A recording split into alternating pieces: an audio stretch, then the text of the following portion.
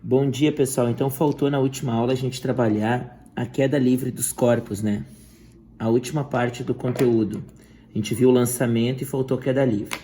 Eu vou, então, ilustrar a situação como se alguém tivesse em cima de um prédio, né? E tivesse jogando um objeto, né? Lançando um objeto verticalmente para baixo.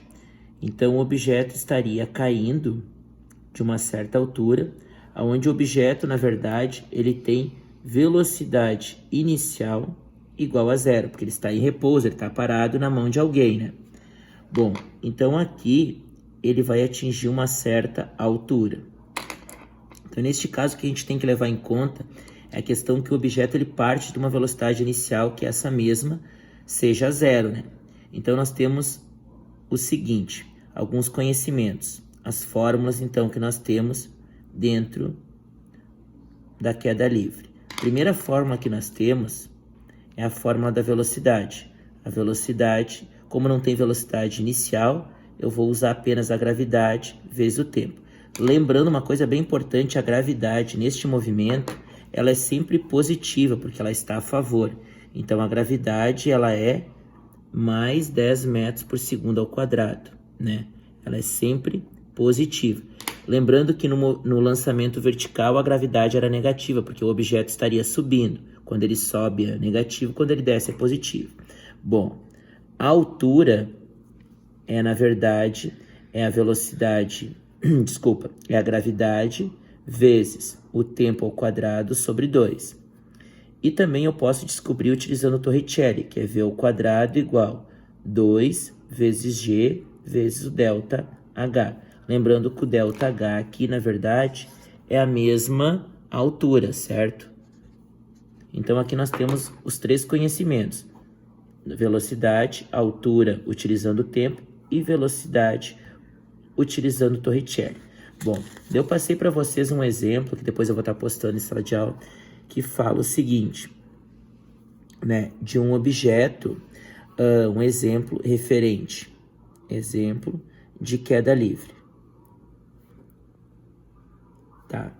Na verdade, o exemplo que eu passei em sala de aula não é com essa mesma altura.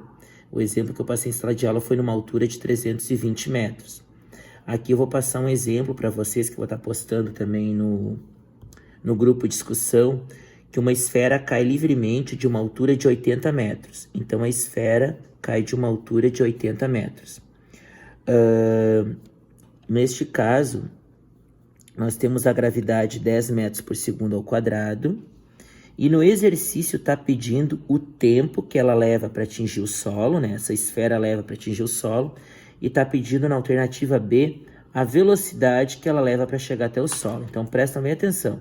Neste caso, nós temos h de altura, gravidade, vezes t ao quadrado sobre 2. Então, nós temos a altura é 80 metros. 80 igual a gravidade, que é 10, vezes o tempo que eu quero descobrir, dividido por 2. Então, nós temos uma divisão aqui, 10 dividido por 2, 5t ao quadrado, e continua 80. Então, aqui temos um processo de divisão, né? O inverso. 80 dividido por 5, 16, igual a t ao quadrado. Toda vez que a variável aparecer ao quadrado, implica numa raiz quadrada. Então, raiz quadrada é 16, 4 segundos. Esse é o tempo que a esfera leva para atingir o solo, tá? Então, aqui nós temos também, depois, na letra B, a velocidade. A velocidade é descoberta por gravidade vezes o tempo. Quem é a velocidade? A gravidade é 10. E o tempo, eu acabei de descobrir, que é 4. Então, a velocidade vai ser 40 metros por segundo, certo? Lembrando que o exemplo que eu passei na sala de aula foi com uma altura de 320 metros. É a mesma coisa, só vocês trocar a altura por 320, certo? É isso então. Tchau.